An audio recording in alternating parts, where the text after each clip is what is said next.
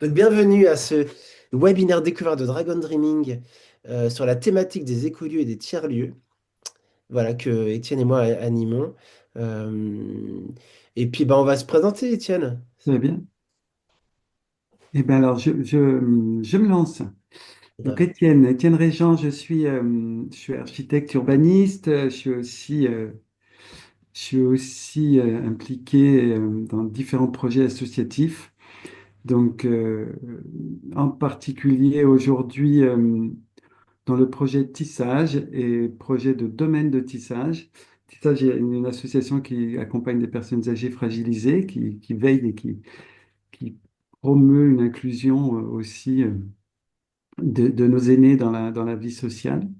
C'est un des vecteurs de santé globale essentiel. Et on porte aussi aujourd'hui un projet de lieu d'animation sociale dans un village au nord de Tournu, en Saône-et-Loire, qui puisse être un lieu d'accueil, de répit, de formation au métier du soin et d'action artistique.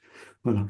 Euh, Tout ça dans une démarche, dans une logique permaculturelle et de dynamique de vie sociale. Je rejoins complètement Nadia sur les enjeux de refaire village, de refaire commun, commune, et que c'est difficile aujourd'hui de pas faire de faire des projets qui n'aient pas cette dimension-là, quoi. Donc, faut faire avec le temps, avec les gens, et pas à pas. Et c'est là où aussi j'ai découvert, donc, moi, la méthode Dragon Dreaming il y a 7 8 ans, quand j'étais impliqué dans un groupe de fabrique des transitions. Et ensuite, ben, je m'y suis formé avec Nicolas et Pauline Chomard à Lyon. Puis voilà, après, j'ai pu faire une formation avancée.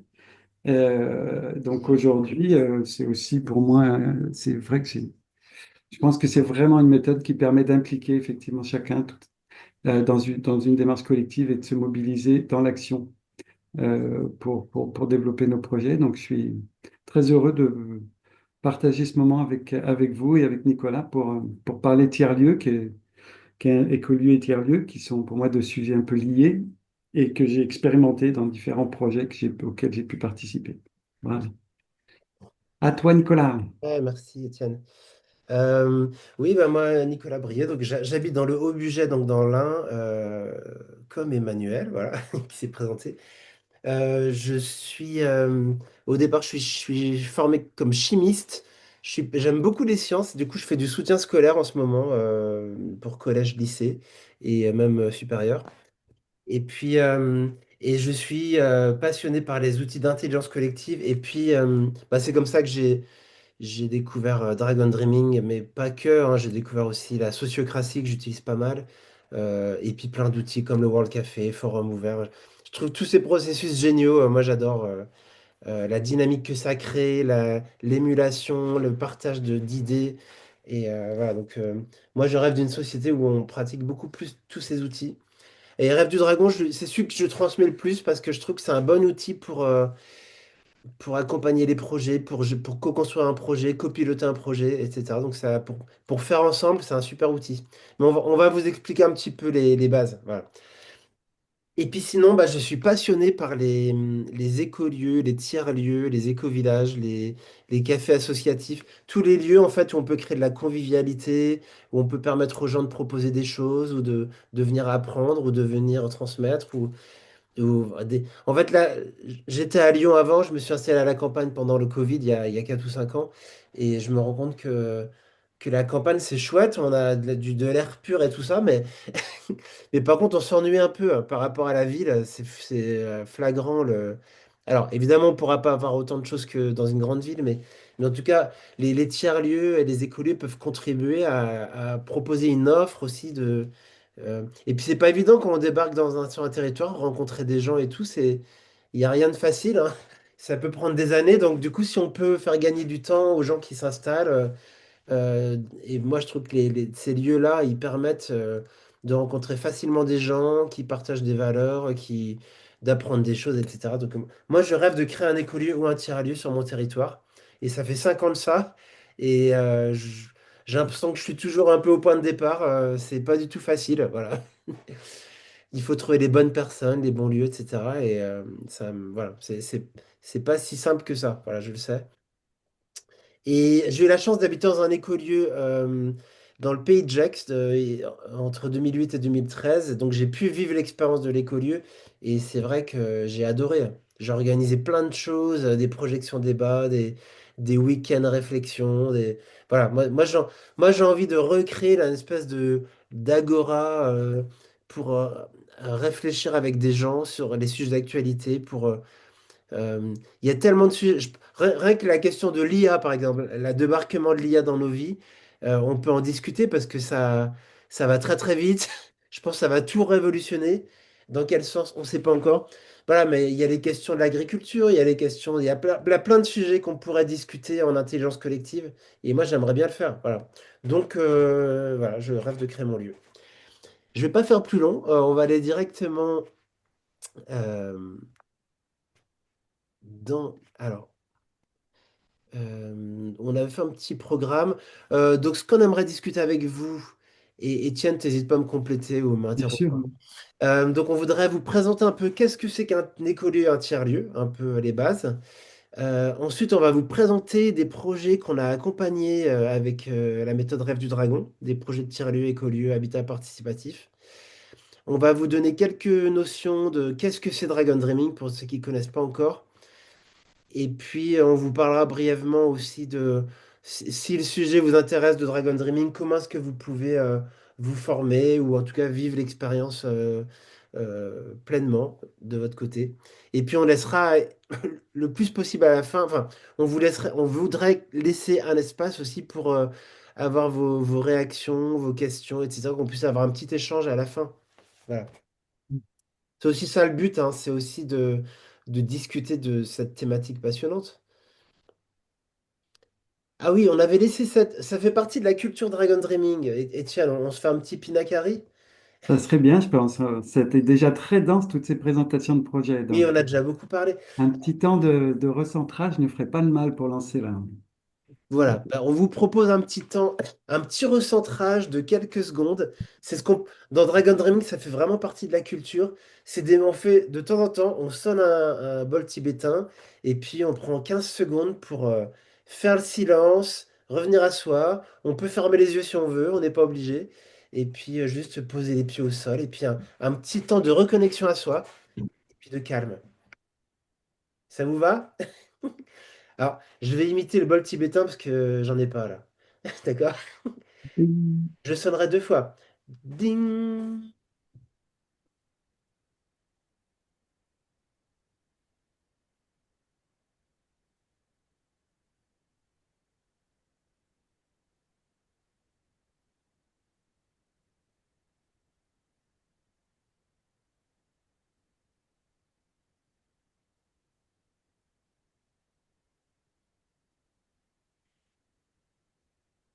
ding.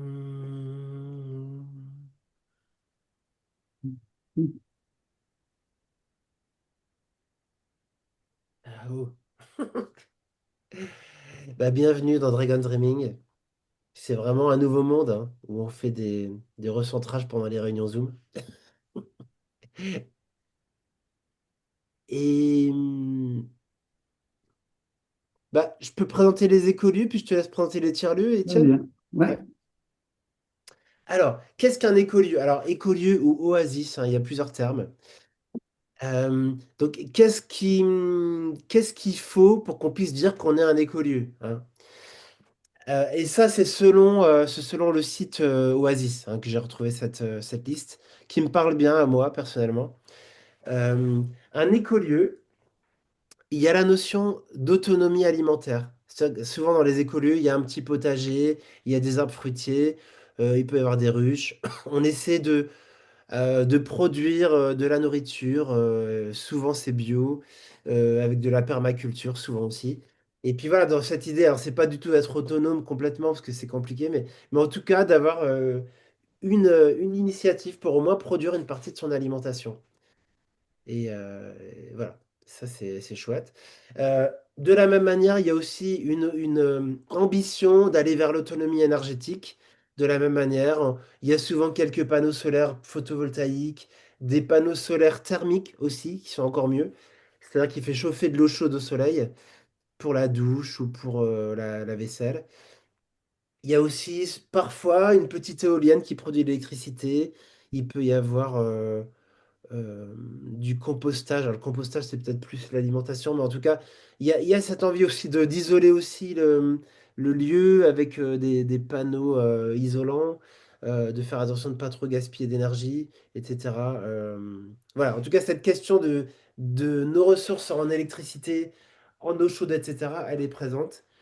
Le troisième point, c'est la question de la mutualisation. Comment est-ce qu'on fait pour partager le plus possible? On peut mutualiser les voitures, on peut avoir une espèce de petite recyclerie, ressourcerie en interne où on met nos objets qu'on n'utilise plus, on peut partager des DVD, des livres, on peut partager des outils. Parfois, il y a une outil tech, partager la perceuse, la tondeuse, le moto-occulteur, etc. Il y a plein de choses qu'on peut partager et c'est vrai que ça fait vraiment partie de la culture des écolieux, de mettre en commun.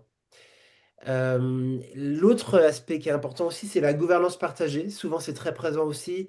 Comment est-ce qu'on prend des décisions ensemble? Comment est-ce qu'on se répartit les rôles? Comment est-ce que on est aussi redevable si on a des rôles? Voilà, etc. Et notamment la question de l'intelligence collective est aussi présente à cet endroit. Comment est-ce que si on réfléchit ensemble? Comment est-ce qu'on Décide. voilà, c'est une dimension qui me tient aussi à cœur, voilà, mais qui est souvent présente. Et puis la dernière, c'est l'ouverture vers l'extérieur, qui est aussi très importante pour moi. C'est pas être en circuit clos, pas être enfermé en autarcie.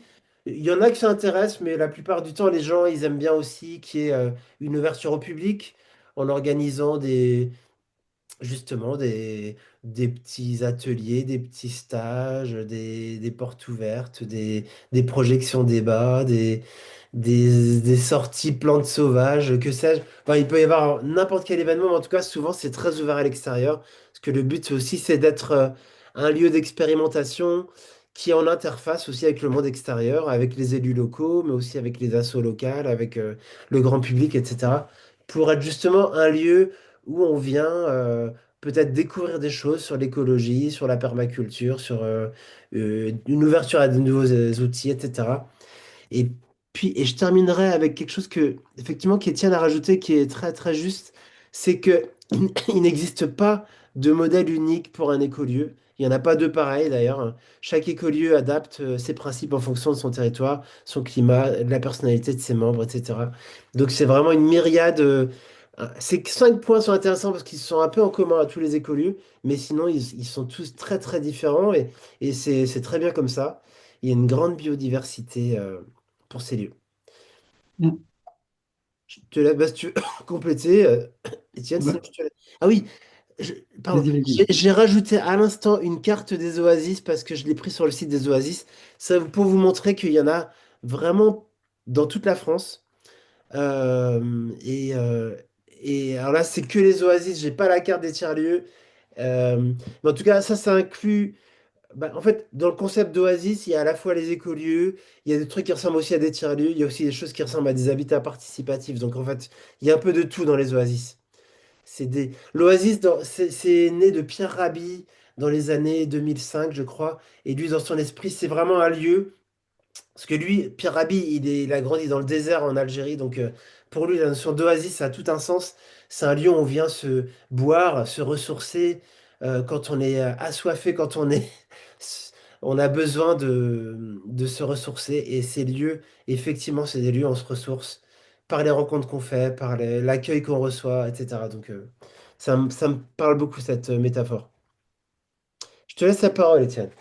Donc pour les tiers-lieux, simplement, on est plus sur une logique de faire ensemble et de créer un lieu collectif d'activité par rapport à l'écolieu qui est quand même d'abord attaché à l'idée d'habiter, de l'habitat, d'une certaine manière. L'accent va être mis dans les tiers-lieux sur sur la dimension humaine, même s'il y a forcément un volet écologique d'une certaine manière dans ces projets-là, mais c'est vraiment les enjeux d'interaction humaine et de gouvernance partagée et d'entrepreneuriat partagé qui sont au cœur des tiers-lieux. Donc les tiers-lieux, c'est le troisième lieu, c'est ni le travail, ni la famille, c'est l'espace de vie sociale, où justement l'enjeu est de créer un espace de convivialité qui permette de s'inventer en apprenant ensemble, en faisant ensemble de différentes formes d'activités et de solidarité. Donc c'est lié à l'entrepreneuriat et à l'expérimentation, à la création.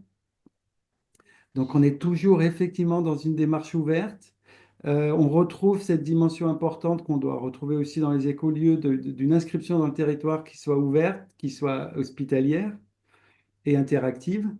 On est sur des logiques de régénération, de symbiose, et donc effectivement, on crée de l'autonomie, une capacité d'autonomie, mais c'est pas, voilà, l'idée, c'est de pas confondre autonomie et autarcie, et surtout de faire avec, comme toute démarche, comme dans les projets permaculturels, c'est-à-dire qu'on travaille des interactions et on fait pour qu'il y ait des formes de plus-value mutuelle, voilà, dans la symbiose et dans les échanges entre le territoire et le tiers-lieu.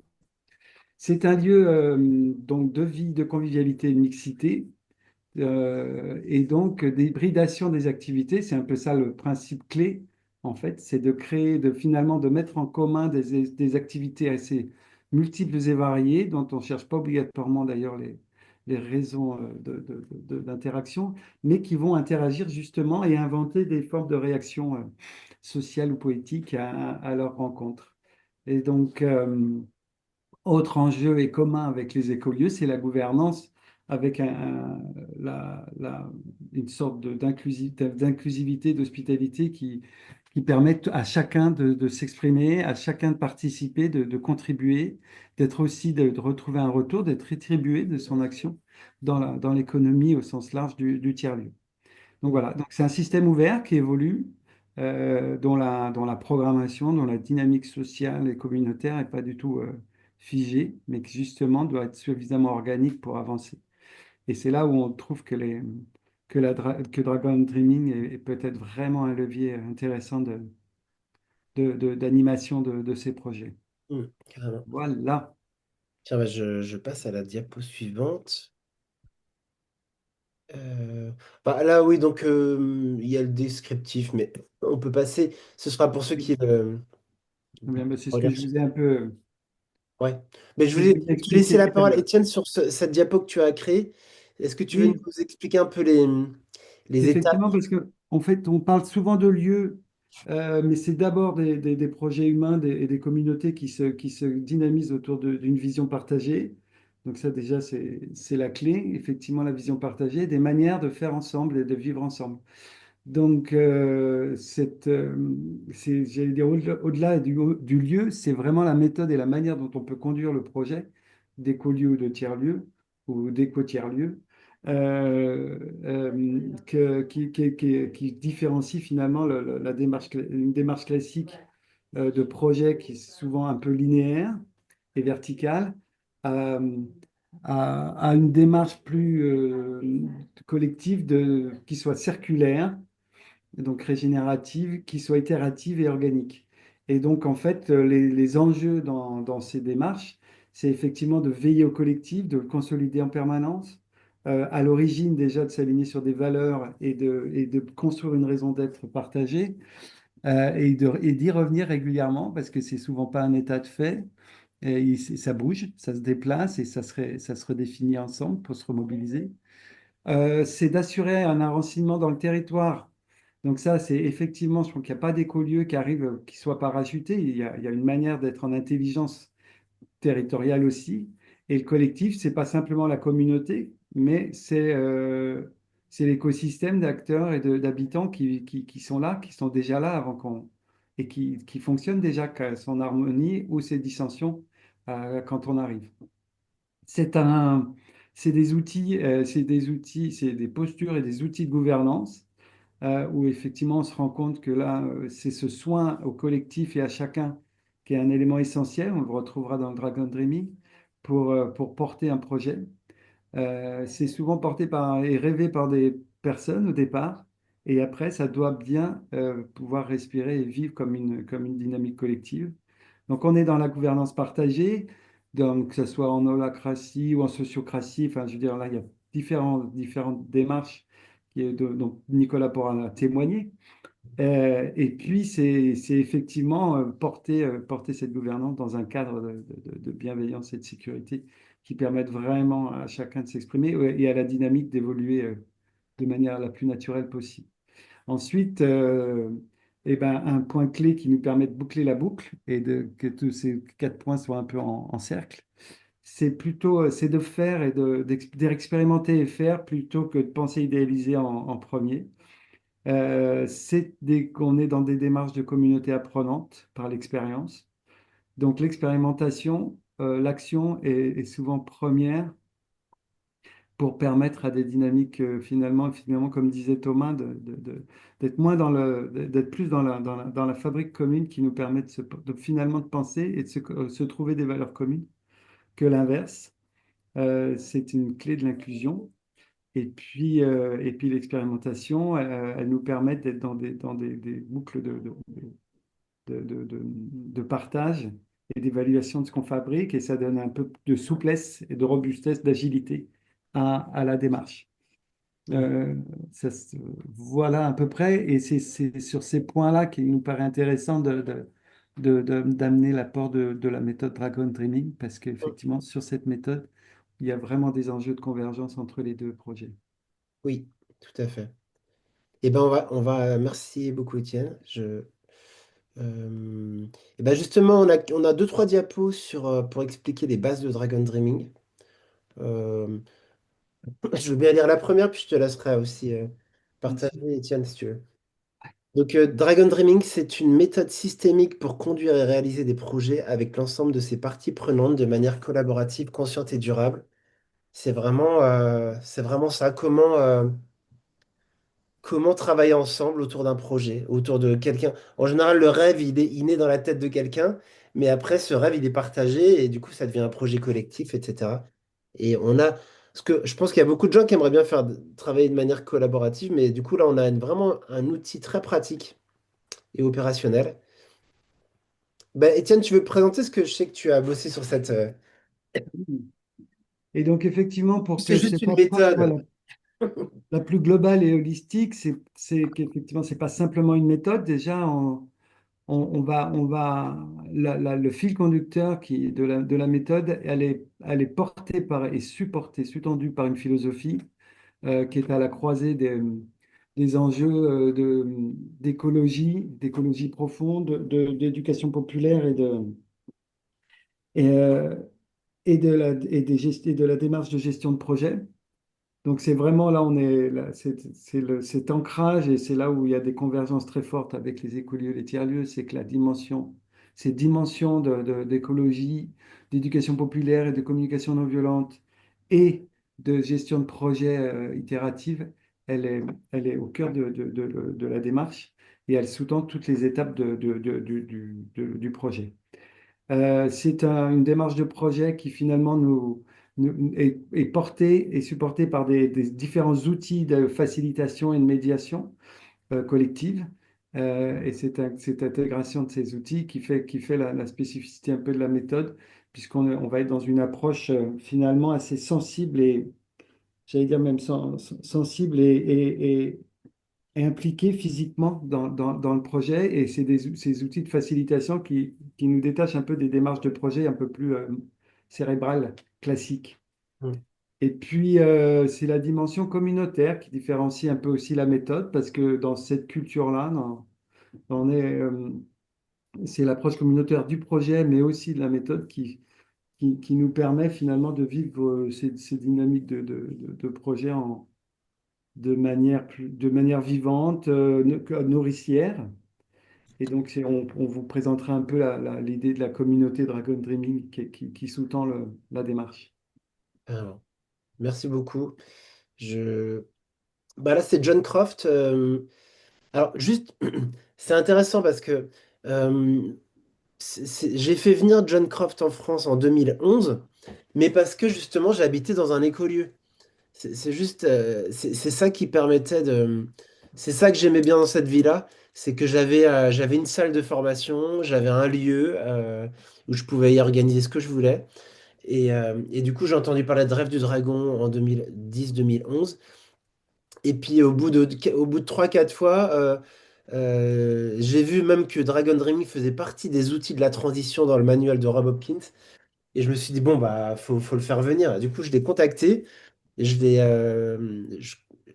envoyé un mail à John Croft. Et j'ai dit, est-ce que vous seriez prêt à venir dans notre écolieu, faire une conférence et un atelier découverte? Et 6 mois plus tard, il était là, en novembre 2011. Il a donné une conférence, on était, je sais pas, une bonne trentaine. Et c'est un moment génial, voilà, cette découverte. Parce que moi, je connaissais pas du tout. J'ai découvert la méthode ce soir-là. J'ai été complètement scotché. J'ai trouvé ça génial. Et puis pendant 2 jours, il est resté pour nous faire découvrir. Il nous a permis de mettre en pratique la méthode sur un projet concret pendant 2 jours. On était 18 à participer. C'est pareil, je garde un souvenir extraordinaire de ce week-end. C'était une vraie révélation pour moi.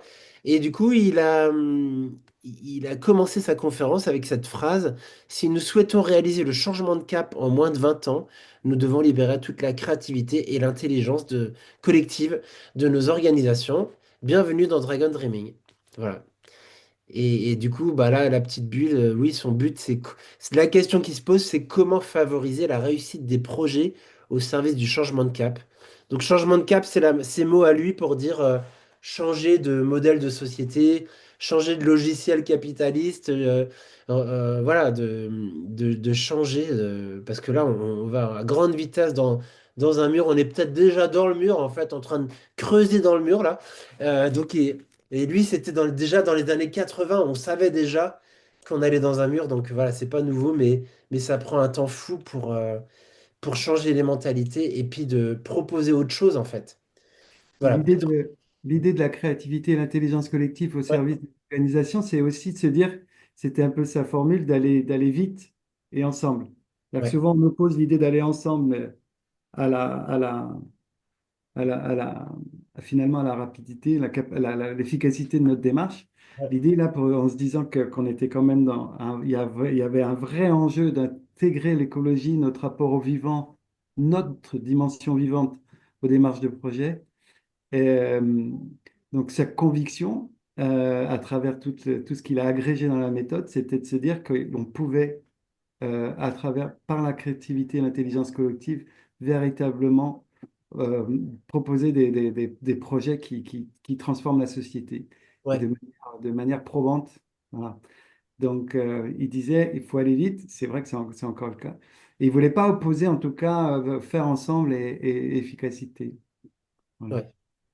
Oui, oui, il voulait créer un outil au service de ceux qui œuvrent pour le changement, de fournir un outil efficace et pertinent. Bah, je veux bien, dans cette lignée, justement, il a commencé avec son épouse Viviane dans les années 80 en Australie occidentale. Voilà. Euh, donc, la terre des aborigènes.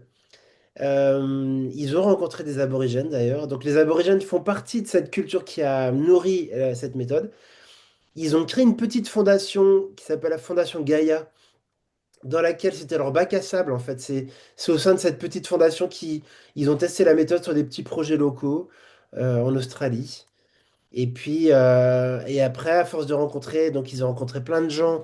Gregory Bateson, qui est un Américain qui a beaucoup, Le il est système. anthropologue, il a beaucoup travaillé sur justement la notion de systémique. Joanna Macy, qui est une femme extraordinaire qui nous a quittés l'an dernier, qui est américaine aussi, qui a travaillé sur l'écologie profonde. Qu'Étienne a mentionné aussi des super outils aussi pour sentir la connexion qu'on a avec le vivant. Voilà. Une connexion, enfin, une approche vraiment sensible aussi. James Lovelock, qui est anglais, qui a travaillé sur la théorie Gaïa, qui considère que la Terre est un organisme vivant. Marshall Rosenberg, que vous connaissez peut-être, qui a développé la communication non violente. Un super outil justement pour échanger entre humains. euh, Paulo Freire, qui est brésilien, qui travaille sur la notion de empowerment par l'éducation. Je crois qu'il a travaillé beaucoup avec les personnes pauvres dans les bidonvilles, les favelas.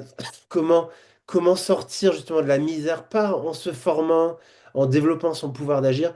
Voilà, tout ça pour vous dire qu'il y a eu énormément de rencontres qui ont nourri justement la conception de cette méthode et qu'elle est née de toutes ces rencontres en fait. Tiens, Étienne, je te laisse peut-être partager ça, comme je sais que tu es euh, Et sensible aux trois piliers. oui, enfin, effectivement, ce qui est un peu essentiel dans les démarches de projet et qu'on perd des fois, on perd des fois le fil hein, de cette attention, c'est effectivement l'attention à ce qui fabrique finalement le projet et une autre manière de voir, de vivre nos projets. C'est c'est l'idée d'un projet qui soit gagnant-gagnant-gagnant, d'une méthode qui permette finalement la création des projets en s'appuyant et en respectant finalement chacun des piliers de ce qui doit être un bon projet, c'est-à-dire l'individu, la personne, qui est une richesse essentielle et toute personne est une richesse pour le groupe, donc dont on doit prendre soin dans son évolution, dans son positionnement personnel. C'est important que les individus, dans leurs relations interindividuelles aussi, se reconnaissent comme personnes sensibles, pensantes, agissantes et respectées comme telles. Donc ça, c'est un élément clé de la démarche. L'autre élément, c'est effectivement considérer et faire confiance au collectif à travers la démarche, comme on l'a dit en introduction. Le collectif s'initie et se constitue comme, comme comme force de proposition. Et donc l'idée qu'on puisse construire ensemble à travers les outils et les différentes étapes de la démarche permettent d'établir une confiance, un cadre de sécurité et finalement de lâcher les égos, comme on disait, et faire en sorte que le collectif agisse. Et c'est assez magique dans la- dans le vécu de l'expérience Dragon Dynamics, c'est de petit à petit de se rendre compte qu'on on fait confiance et que le projet, c'est le collectif qui le produit à travers la dynamique de groupe.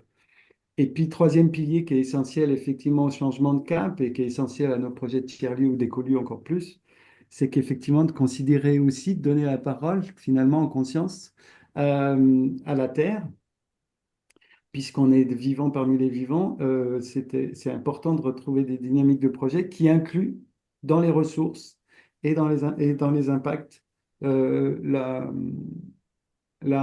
gain la régénération que la Terre peut bénéficier à travers le projet. Donc voilà.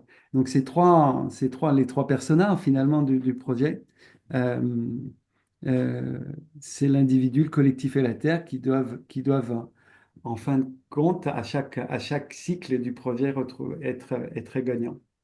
Hmm, super. Merci beaucoup, Étienne. Et c'est vrai qu'on retrouve les mêmes piliers que dans la permaculture d'ailleurs. Oui, c'est ça. Donc c'est vrai qu'il y a une culture, il y a une culture très commune entre Dragon Dreaming, les écolieux, les tiers-lieux, la permaculture, etc. Et ben, je peux commencer, Étienne, puis tu complèteras. Vas-y, c'est parfait. Ouais, ouais. Effectivement, les quatre étapes, moi c'est ça qui m'a le plus bluffé dans la présentation. J'ai dit, mais c'est génial, c'est de couper le projet en quatre étapes comme ça. La phase du rêve, la phase du plan, la phase de l'action et la phase de la célébration. Et, hum, et John Croft explique qu'en fait, la plupart des grands projets, au départ, ils naissent dans la tête de quelqu'un. Euh, c'est quelqu'un qui a un rêve, qui a une idée, qui capte un truc. Ensuite, ensuite, il en parle autour de lui. Il en parle autour de lui. Et à un moment donné, ben, s'il a fait cet effort d'en parler, parce qu'il y a comme 90% des rêves qui ne voient jamais le jour, hein, parce qu'ils ne sont même pas partagés. Donc, si ces personnes prennent le soin d'en parler, et puis que du coup ça fait écho, que ça devient un petit groupe, et puis peut-être un groupe plus grand, et puis à un moment donné, ils vont faire un cercle de rêve tous ensemble pour que la personne qui a rêvé initialement le partage, et les autres disent, bah moi, ton rêve il m'inspire, j'aimerais bien rajouter ça, et ça, et ça, et ça, et ça devient un rêve collectif en fait. Et ce rêve collectif, à un moment donné, eh ben, il faut le transformer en un plan d'action, parce que si on n'a qu'un cercle de rêve, on va pas pouvoir aller de l'avant, mais tu vois, on passe du rêve au plan. Dans le plan, bah, on a des outils collaboratifs justement pour planifier ensemble les étapes clés, les groupes de travail clés, etc. Ensuite, on passe à l'action où chacun, en fait, chacun décide où est-ce qu'il souhaite s'impliquer librement, avec quel, il y a différents types de rôles. Et une fois que le plan est fait et que les gens sont présents et se sont mis sur des groupes de travail, bah après, ça avance tout seul, en fait, hein, en autonomie. Et puis, on a prévu à la fin du cycle un temps de célébration, c'est-à-dire on fait régulièrement des temps de bilan sur comment ça avance, comment le projet avance, comment chacun se sent dans le projet, etc. Mais aussi des temps plus ludiques, etc. La célébration, c'est un temps hyper important pour faire le bilan, pour pouvoir progresser collectivement et individuellement, pour pouvoir aussi régénérer le projet. Par justement cet apprentissage. Cet apprentissage qui va mener à un nouveau rêve pour un nouveau cycle et qui fait qu'au tour suivant, et ben, grâce à la célébration, on aura pu améliorer les manières de fonctionner. On aura pu aussi laisser la parole libre pour que chacun dise comment il se sent. Et c'est comme ça que l'intelligence collective, finalement, joue son rôle grâce à la célébration et au rêve et aux quatre étapes. En fait, tout est bien, bien pensé dans ces quatre phases. Je vais pas épiloguer trop parce que j'ai prévu des diapos à la fin où on vous explique étape par étape comment on applique ces quatre phases à des projets d'écolo de tiers-lieu. Parce qu'on a mis en place un process très opérationnel pour ce type de projet. Donc voilà, je vais laisser un peu de temps pour ça. Voilà. En tout cas, en termes d'énergie, ce qui est vraiment la spécificité de la méthode, c'est vraiment cette, on est dans une des méthodes finalement de démarche de projet relativement classique, mais c'est la dimension justement sensible, affective, de célébration, de rêve qui est très particulière et qui permet en termes d'énergie de chacun et du groupe de passer d'une étape à une autre de manière la plus consciente et la plus organique possible. Mhm. Et la grande spécificité de Dragon Dreaming, c'est ça, hein, d'avoir de penser, de vivre avec l'énergie du groupe. Et donc faire un bilan d'opération, c'est pas le célébrer. Et c'est toute une autre dimension qu'amène Dragon Dreaming. Imaginer un projet, c'est pas simplement le rêver. Et c'est un passage, c'est un autre niveau d'énergie qui est proposé par la méthode, quoi. Mhm. Mm. Carrément. Et puis, bah, pour synthétiser en une diapo, qu'est-ce que ça apporte Dragon Dreaming par rapport à peut-être d'autres outils?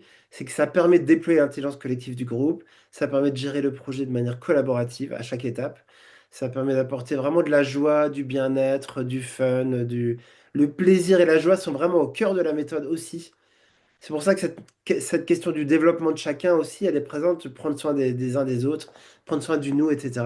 Pour qu'il y ait une bonne dynamique, parce que, en fait, l'intelligence collective, elle est possible que s'il y a des bonnes relations entre les personnes. Quand il y a des conflits, des tensions, ça affecte énormément l'intelligence collective. Donc voilà, c'est important de prendre soin du nous, très important. Et puis permettre à l'organisation de se réajuster régulièrement. Voilà. Et comme disait Étienne, comment aller vite et loin ensemble, effectivement. Parce que tout seul on va plus vite, ensemble on va plus loin. Mais voilà, comment faire pour avoir ces deux dimensions conjointement, d'aller à la fois vite et à la fois loin. Voilà. Donc ça, c'est la remarquable équipe actuelle de Dragon Dreaming. On n'est pas très nombreux, mais en tout cas, c'est que des gens très sympas, hein. Vous pouvez en témoigner à l'instant. Mais voilà, on est une bonne équipe et puis on essaie de promouvoir justement cet outil-là en France. Bah, Étienne, est-ce que tu veux nous parler des... Oui, bah, je sais pas qu'est-ce qu'on peut dire là, mais effectivement, parce qu'habituellement, là, on parlait des différentes manières de découvrir Dragon Dreaming. Parce qu'on propose des webinaires, des web ateliers, des formations et des accompagnements. Mais effectivement, là, on a modifié les soins de cette présentation. Donc, euh, on va parler d'écolieux, de tiers-lieux, d'habitat participatif. Mais sachez que cette méthode, elle peut s'appliquer dans n'importe quel type de projet. On est souvent impliqué dans des milieux associatifs. Mais pas que, on a intervenu aussi dans des entreprises, dans des collectivités, etc. Mais voilà, tout ça pour vous dire que cette méthode, elle peut s'adapter dans plein de contextes. Voilà. Et voilà, parce que là je vais, comme moi, je suis impliqué depuis plus longtemps qu'Étienne, donc c'est peut-être moi qui vais le plus parler là pour les prochaines diapos. J'ai essayé de retrouver des projets d'écolieux, de tiers-lieux, d'habitat participatif qu'on a menés avec Rêve du Dragon. Voilà. Donc Étienne, n'hésite pas à intervenir ou à compléter, bien sûr, hein. Avec plaisir. Et je vais essayer de passer rapidement quand même pour qu'on. C'est juste pour donner un peu des exemples, hein, voilà. Mais c'est pas le but de pas que ça soit trop long. Mais en tout cas, en 2013, j'avais accompagné un habitat participatif à Nantes qui s'appelle Econi. C'est un groupe de 7. C'était un peu mes débuts. Moi, j'ai commencé en 2012, donc je testais un peu ma méthode. Mais en tout cas, déjà, je réalisais que cette méthode, elle s'adaptait bien à ce genre de projet parce que la notion humaine, elle est très présente. Les gens, ils veulent rêver ensemble, ils veulent faire leur plan d'action ensemble, etc. Donc, j'ai réalisé que ça marchait vraiment bien. Euh, En 2019, je suis intervenu dans un super tiers-lieu à Annecy qui s'appelle Écrevisse, qui est toujours en place. C'est toujours un de mes projets de référence en termes de tiers-lieu. Euh, voilà, ils m'ont fait venir.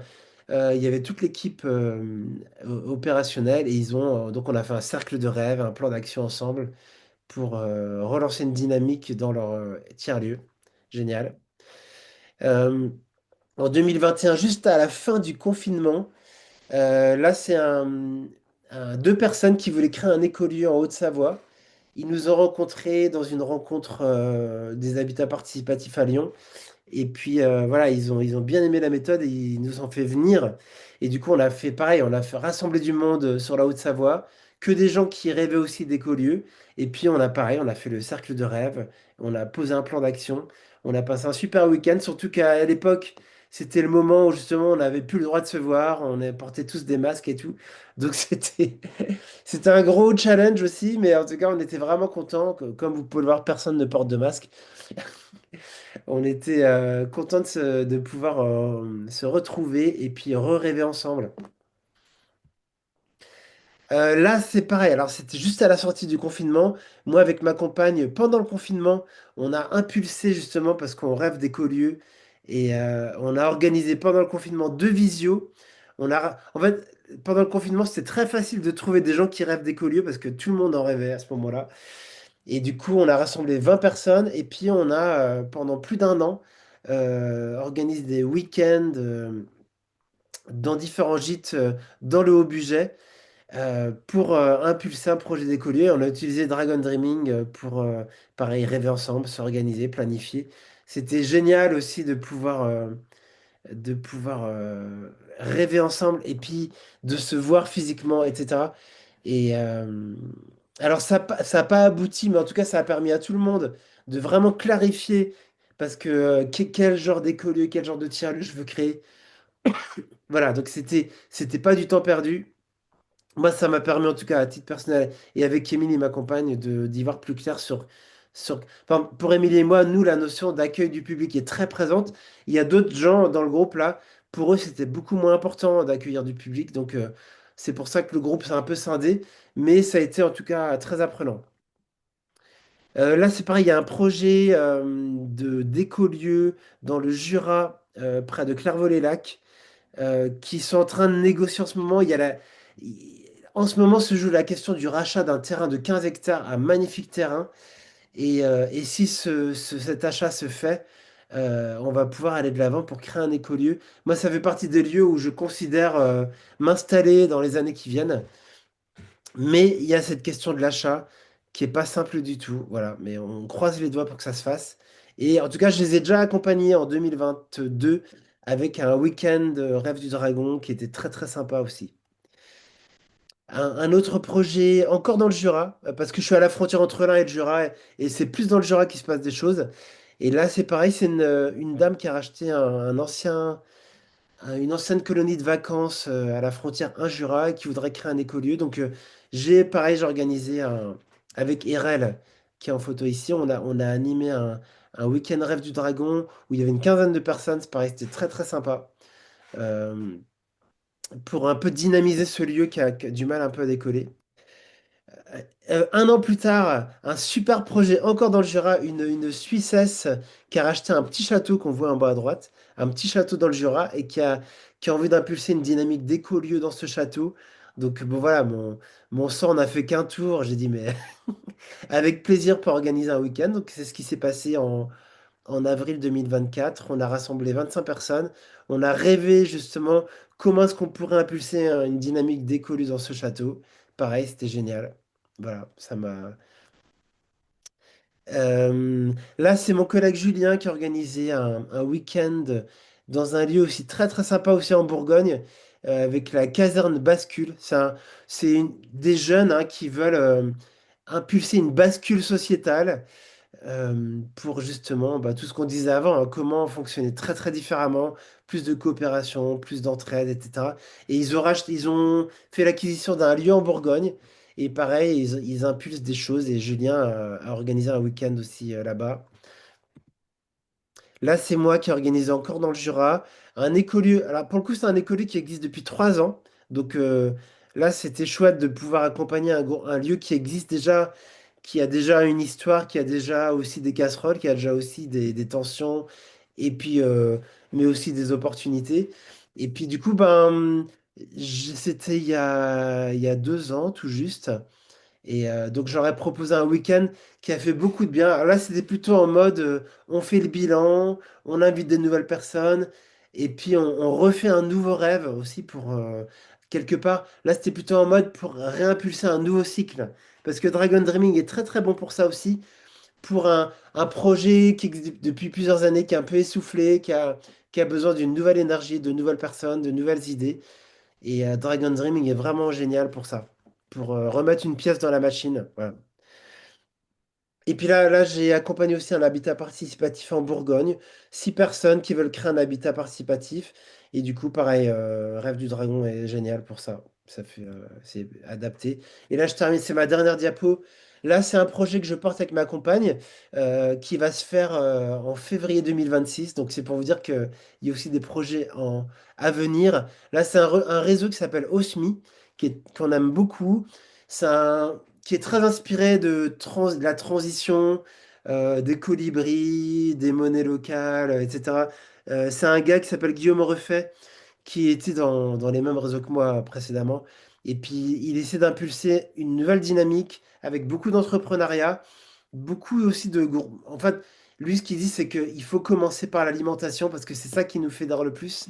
Du coup, il essaie d'impulser des créations de micro-épiceries, d'organiser des apéros sur votre territoire pour que les gens se rencontrent, peut-être faire du groupement d'achat, notamment avec de l'huile d'olive. Il essaie de trouver des fournisseurs, donc il a trouvé un super fournisseur d'huile d'olive, donc il propose ça. Donc nous, on l'a fait en local, c'est ma compagne surtout, Émilie, qui a réussi à vendre une cinquantaine de cartons d'huile d'olive, parce que c'était la très bonne huile d'olive, pas chère et bio. Enfin voilà. Et du coup, effectivement, c'est un angle d'attaque intéressant de commencer par l'alimentaire. Ça permet de se fédérer, et puis après, du coup, on peut passer à autre chose, on peut faire d'autres projets ensuite. Et du coup, on organise un week-end dans le Vercors, début février, pour tous ceux qui veulent s'impliquer dans ce réseau OSMI. Et on va faire un week-end Rêve du Dragon. On a déjà plus de 20 inscrits, ça va être super sympa aussi. Et voilà, et je voulais juste mettre un focus sur la méthode qu'on a employée dans tous ces projets. Cette méthode qui a évolué, parce que bon, c'est surtout, là je vais parler de mes pratiques, hein, mais Étienne pourra partager aussi, parce qu'il l'utilise aussi avec Pauline. Mais voilà, en tout cas, l'idée, c'est de vous montrer que la méthode, elle évolue à chaque cycle, en fait. À chaque fois qu'on l'utilise, on améliore la pratique. Et que, d'ailleurs, cet itinéraire, je l'avais dessiné avec Pauline, avec qui je travaille beaucoup. Et du coup, l'idée, c'est de s'inspirer des 4 étapes du rêve du dragon, mais appliquer vraiment à des projets de construction de lieux, écolieux, tiers-lieux. Donc là, je vous lis brièvement, on va revenir dans les détails, mais l'idée c'est déjà de se rencontrer parce que la création de liens est très importante, la convivialité est très importante. Ensuite, on pose un cadre, comment on va travailler ensemble. Étienne le disait aussi, comment créer un cadre de sécurité pour que chacun se sente à l'aise. Ensuite, on va raconter l'histoire du projet parce que c'est important de se reconnecter, notamment si c'est un projet qui existe depuis plusieurs années, de se reconnecter avec l'historique pour pas réinventer la roue, hein, voilà, de se baser sur l'existant et de voir comment on peut améliorer. Et ensuite, on va faire le cycle de rêver le projet ou re-rêver le projet, identifier les cercles de passer au plan, et notamment identifier les cercles, et puis ensuite passer à l'action, explorer les thématiques, la notion d'engagement aussi, et comment célébrer aussi l'équipe, prendre soin du nous. Donc, cette question de l'histoire en U, moi, ça, j'adore ce processus. En fait, on va demander aux porteurs de projet de raconter le projet depuis la naissance jusqu'à aujourd'hui. Et nous, les facilitateurs, on prend une grande feuille de paperboard et puis on note en fait sur un U. En fait, on dessine un U, c'est pour ça que ça s'appelle comme ça. Et puis on note donc il y a une, le début du U, c'est le début du projet. Et puis le U, il va jusqu'à la fin du projet, enfin jusqu'à aujourd'hui.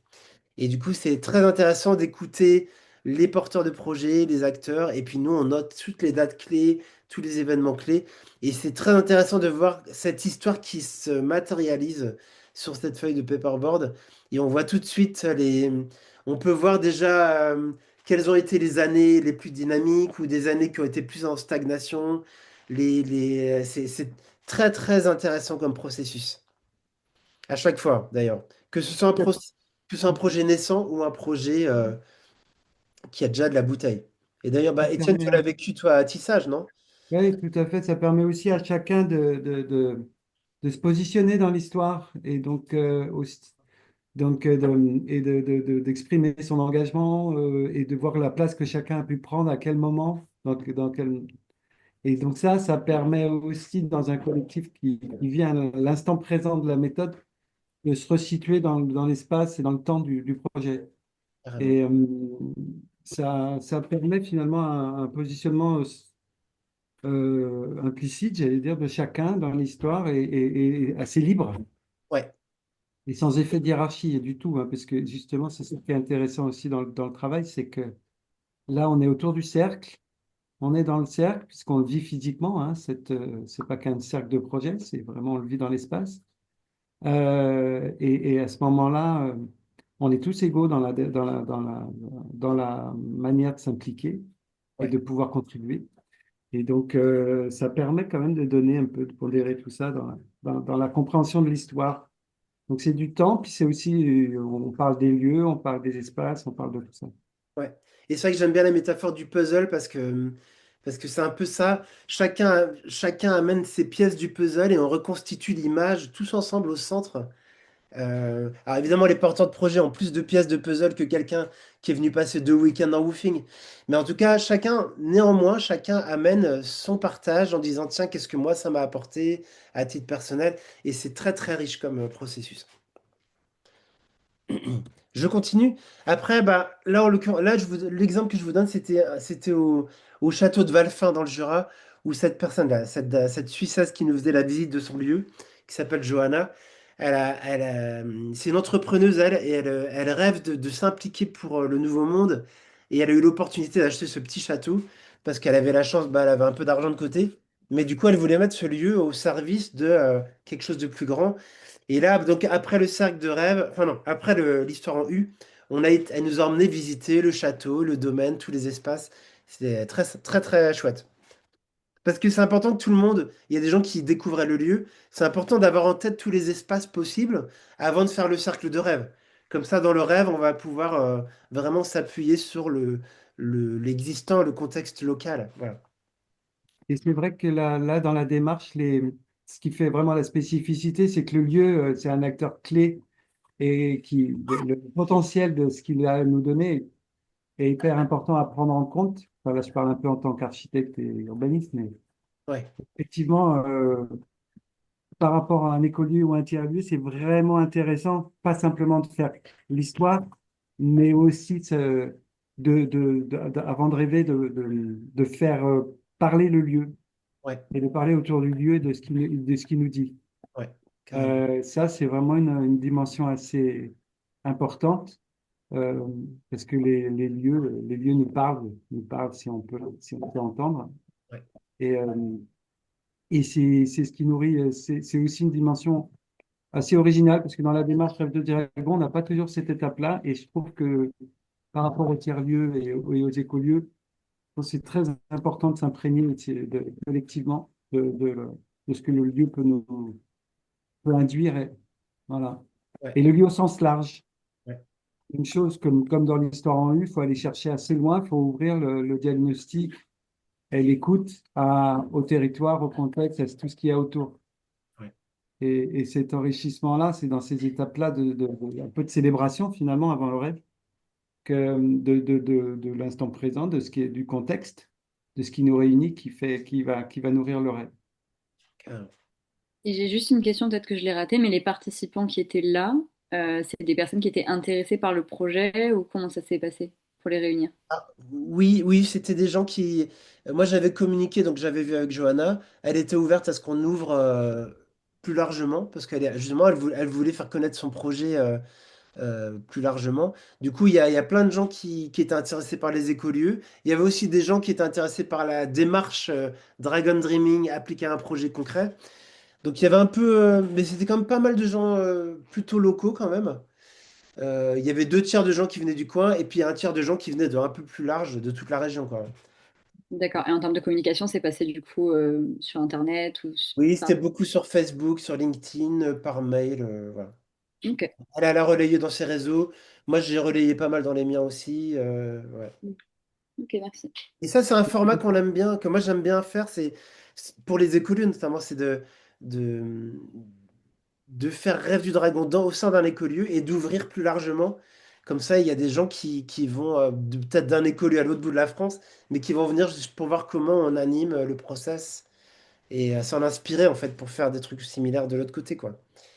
C'est, L'instant présent dans la démarche, il est hyper fort, donc c'est une- c'est, hum, c'est très bien d'ouvrir en fait. On a des fois, on le voit dans les démarches de projet, on a des fois tendance à d'abord essayer de sécuriser le collectif je pense que l'ouverture, elle a quand même une vertu vraiment de justement libérer le processus, quoi.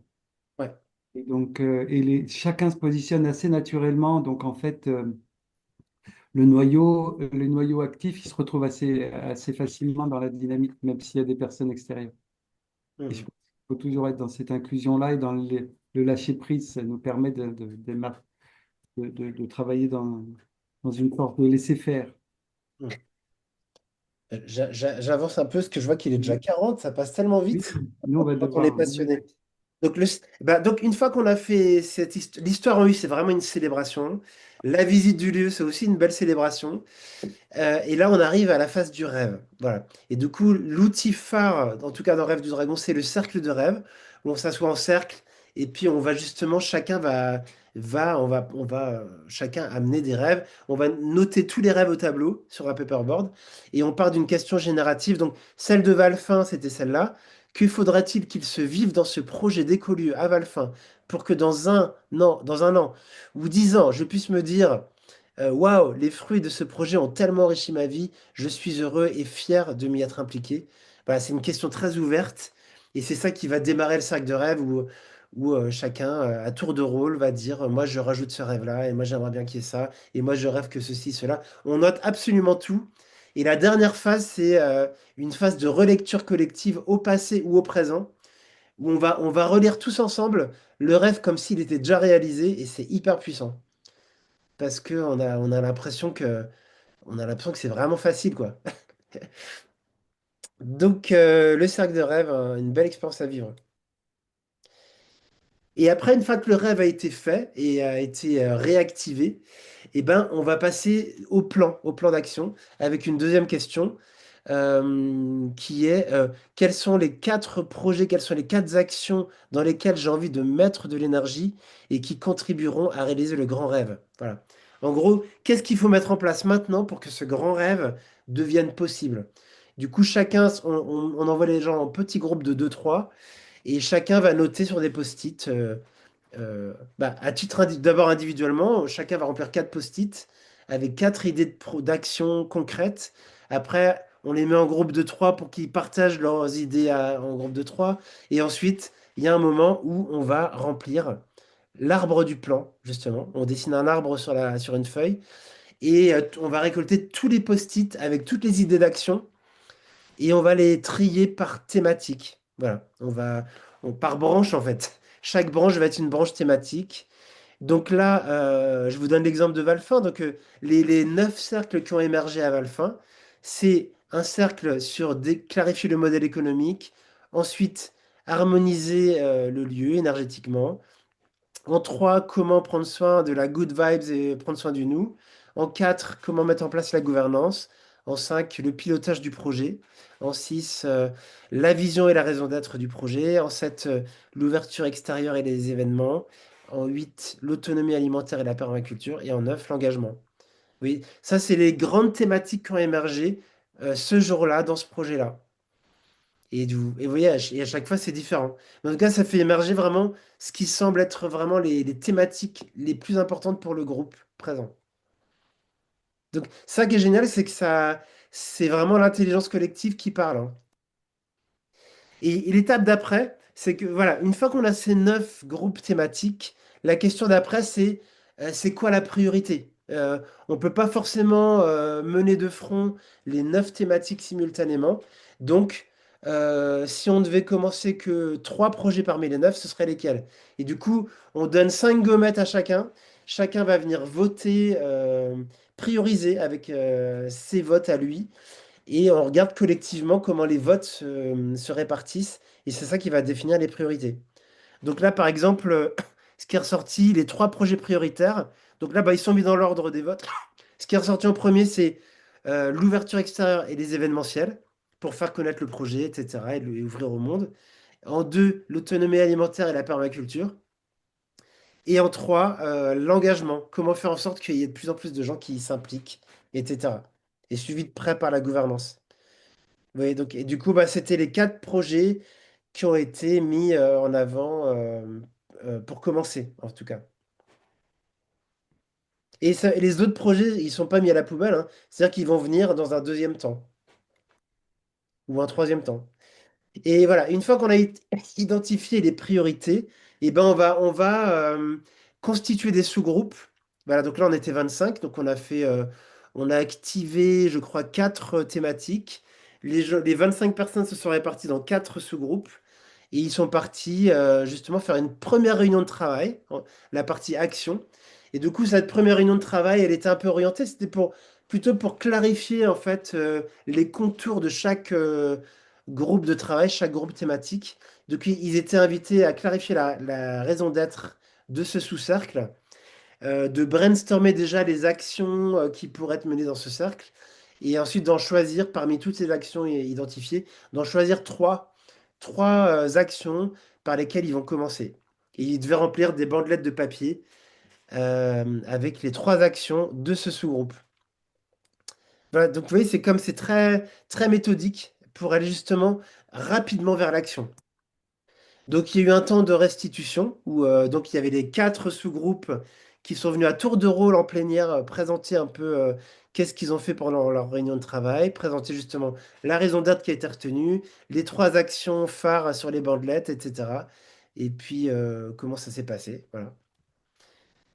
Et vous voyez que les bandelettes de papier à gauche.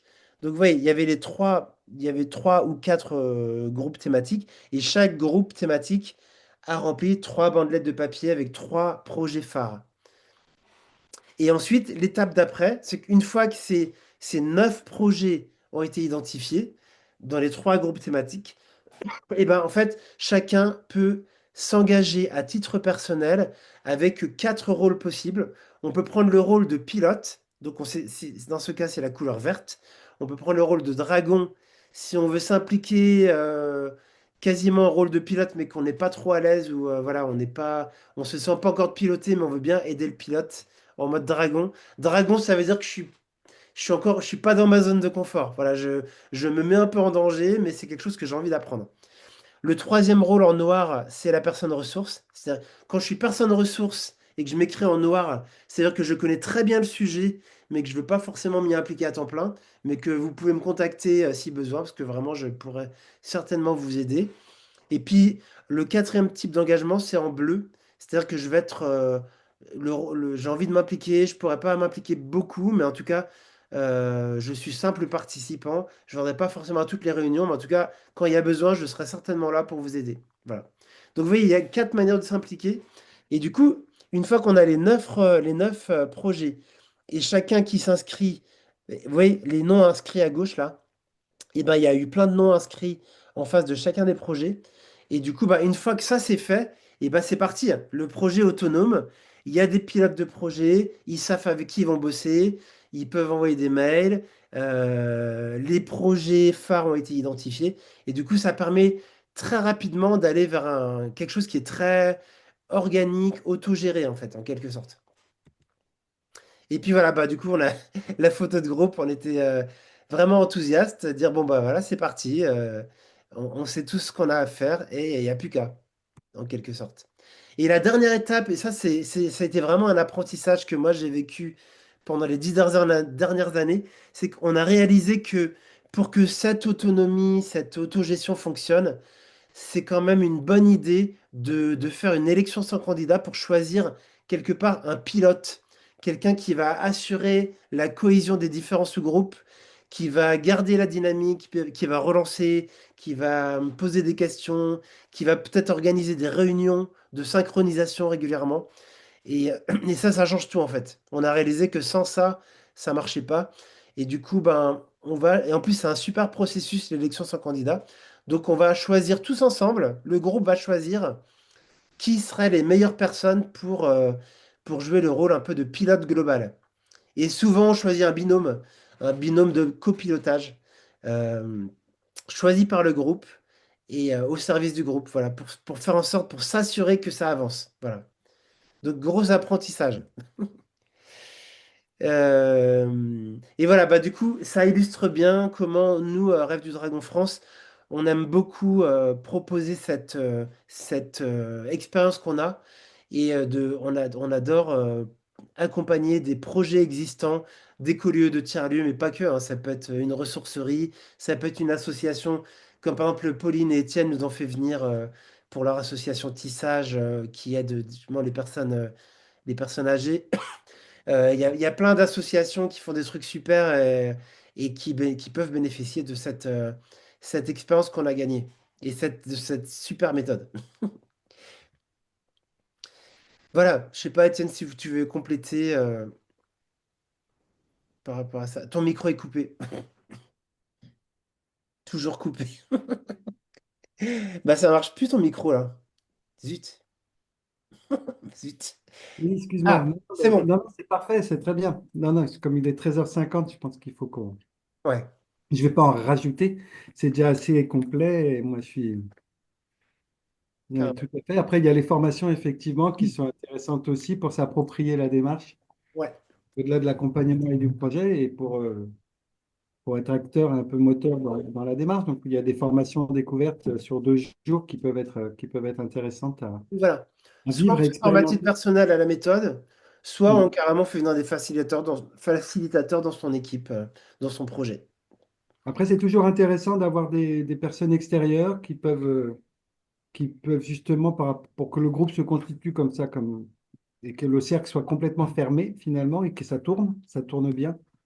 C'est intéressant des fois de faire appel quand même à des facilitateurs extérieurs parce que ça permet finalement que ce soit le processus, et enfin, l'avancement de la démarche et du projet qui soit garanti par la personne plutôt que sur le fond. Donc, il travaille sur la trame, la structure, la forme, et le fond, c'est le groupe qui s'approprie. Donc, ça libère un peu les énergies d'avoir une personne extérieure qui facilite la démarche. Ouais, carrément. Ça change tout. Ouais, c'est sûr que ça change tout quand il y a des personnes qui vraiment connaissent bien la méthode et qui l'ont déjà vécu plusieurs fois. C'est chouette d'être accompagné la première fois. Et après, bah, les fois d'après, vous pouvez faire le rêve du dragon par vous-même, bien sûr, hein, parce que c'est une méthode quand même assez intuitive. Mais c'est vrai que la première fois, c'est comme chouette d'avoir des personnes qui connaissent bien. Là, je vais pas détailler, mais vous pourrez trouver toutes ces infos sur le site rêvedudragon.org pour les prochaines formations qu'on propose. Et puis voilà, moi j'ai hâte d'avoir aussi vos réactions parce que c'est un peu le but de ce webinaire. Donc on va faire un petit tour, peut-être un petit tour de cercle. On peut garder le même ordre qu'en ouverture. vos réactions, si vous avez des questions, si vous avez envie de partager des choses. C'est bienvenu et on vous remercie vraiment pour votre attention. Que tu as le Et droit de dire, moi je dois y aller, mais je laisse Nicolas. Je vais simplement, avant que le tour de parole se fasse, je vais laisser Nicolas accueillir, tu m'en parleras, parce que je vais devoir partir, moi. d'accord. J'ai un rendez-vous à 14 heures à Villeurbanne, là, je suis Oui, chaud. pas de problème, pas de problème. Mais je comprends si vous Voilà. devez y aller, je comprends. Et puis ceux qui peuvent rester, ben bienvenue. Et puis voilà, merci beaucoup de votre attention et j'espère que ça vous a plu, que ça vous a motivé pour vos projets. Et puis au plaisir, pourquoi pas, pour un accompagnement. Carrément. Salut Nicolas, salut à Merci vous. beaucoup, Étienne. Et bonne réunion. Eh bien, qu'est-ce qui souhaite commencer? Qui veut activer son micro? Moi, je peux commencer si vous voulez. Ouais, vas-y. Bah déjà, merci pour la présentation. Moi, ce qui m'a plus intéressé, j'avoue, c'est la fin, la partie méthode. Vraiment, je pense que c'est pour ça que je venais. D'accord. Et je pense que peut-être ou alors j'ai mal lu dans la description, mais ça gagnerait en clarté de savoir les thématiques qu'on va aborder, parce que là, il y a eu une partie un peu générale avec la présentation de certains écolieux. Ensuite, il y a eu vraiment la méthode Dragon Dreaming. Enfin, moi, voilà. Je pense que j'étais là plutôt pour la méthode. Et du coup, la réunion est assez longue pour quelque chose qui m'intéressait d'assez précis. Ah oui, toi, c'était plus à la méthode. Ok, Mm. d'accord. Bah, merci beaucoup. Et du coup, tu es facilitatrice un peu, tu pratiques la facilitation? Ouais, bah en fait, je me rends compte que là, dans ce qui a été dit, entre bah, le métier que je faisais avant, c'est-à-dire que j'étais chef de projet transition écologique, donc du coup, j'animais beaucoup dans ma commune et dans la mairie, Ah oui, euh, voilà, les dynamiques de projet, et j'ai impulsé la transition écologique un peu dans toutes les différentes directions de ma collectivité, que ce soit les bâtiments, l'urbanisme, la voirie, etc. Et donc, voilà, j'ai mené des gros projets transverses où, du coup, j'avais besoin vraiment d'impulser et de faire de la cohérence un peu entre bah, toutes les directions. Hmm. Donc, sur cette partie-là, ça me parle. Et après, moi, sur mon temps libre, j'ai participé à Avenir Climatique. C'est Ouais. une asso sur Paris qui propose 4 week-ends de formation où bah, justement, on fait des petites pratiques comme bah, inventer des nouveaux récits. Donc, du coup, ça aussi, le cercle de rêve et tout ça, bah, ça rejoint en fait ça. Et voilà. Et pour tout ce qui est posé de contexte, s'imprégner du lieu, ça me parle aussi beaucoup parce que quand on fait de l'aménagement du territoire, Ouais. bah, il faut être sur le lieu, il faut regarder, il faut voir avec ce qui est. Donc voilà, Super. ouais, ça me parle beaucoup. Ah bah génial, hein, super. Dommage que tu n'habites pas sur mon territoire aussi. Je Oui. serais ravi. Non, mais Je c'est suis vrai, mobile après, hein, je peux venir de d'avoir des temps en gens temps. comme toi pour dynamiser le territoire, ça serait top. Parce que, Bah, ça me parle de travailler à une échelle territoriale et ce que tu disais sur le fait bah voilà, les endroits un peu ruraux, c'est intéressant pour ces projets-là parce que bah, tu as la nature et tu as vraiment un potentiel ouais, de créer dans un espace naturel et de redynamiser aussi un territoire qui est un peu isolé et c'est carrément. hyper important pour qu'on ait envie d'y vivre tous ensemble. Oui, ça Et serait voilà. vraiment carrément. Mm. Très bien, bah, merci de me faire rêver, hein. Faudrait qu'on se regroupe tous sur le même territoire parce que moi je me sens seul, du coup j'ai l'impression que je fais rien enfin, je fais quasiment rien par rapport à ce que je pourrais faire parce que je me sens. Ouais, ouais, mais bon, je vais pas épiloguer, mais je trouverais Peut-être que t'es pas motivant sur le d'être bon à territoire. plusieurs, quoi. Pourtant, il y a Emmanuel qui est pas très loin, mais je vais lui laisser la parole. Mais bon, à une demi-heure, bon, ça fait. Ben, et, Lucie, je te laisse envoyer la parole à quelqu'un, si tu veux. Bah, je vais la renvoyer à Emmanuel du coup. Ah bah tiens, bah, justement, on parle de lui. Ah, décidément. Euh, bon, qu'est-ce que je peux dire? Oui, moi j'étais déjà sensibilisé à la méthode puisque je m'y suis formé. Je prétends pas comment dirais-je, la maîtriser, mais en tout cas, j'essaie de l'utiliser par par petits bouts pour distiller dans les projets que j'ai déjà ou dans les nouveaux projets. Euh, Ce que moi, je peux essayer d'apporter au moulin, c'est que je trouve que c'est une bonne méthode comment dirais-je, de départ pour ce qui peut être des projets soit en démarrage, en particulier en démarrant par la partie de la célébration, pour voir voilà, qu'est-ce qu'on a fait comme chemin déjà, où on veut aller, et après donc pouvoir passer au rêve Mm. collectif. Voilà. Après, pour ce qui est de mes sujets de tiers-lieux, je sais pas si l'un, c'est pas un mauvais département pour le faire. Faut simplement euh, les aider pour ceux qui existent déjà à essayer d'avoir des actions un peu plus de coopération ou de travailler ensemble, en tout cas pour monter en compétence et de faire des choses ensemble, parce qu'il y a des dynamiques qui existent déjà beaucoup. Et simplement, on se rend compte maintenant que ces gens ont développé beaucoup d'énergie pour créer des trucs, créer des lieux des fois par opportunisme ou non, hein, parce que il y a c'est pareil entre tiers-lieu et écolieu, se dire vraiment tiers-lieu ou pas, est-ce que le bon mot définit bien ce qu'on y fait ou est-ce que les gens veulent y faire, c'est aussi toute une journée comment dirais-je, ouais, de- d'apprentissage. Mais en tout cas, moi j'ai la sensation qu'en ce moment, tous ces gens-là ont eu la tête dans le guidon pour faire soit pour faire sortir de terre leurs projets, soit maintenant de les maintenir un peu à flot, parce que souvent il y a une composition de financement de base dans le lieu, s'il y a un café ou s'il y a une épicerie ou que ce soit, mais il y a une grosse partie de financement public. Et vous pouvez tous le savoir, les financements publics, plus ça va aller, moins il y en aura. En tout cas, là, c'est déjà bien parti.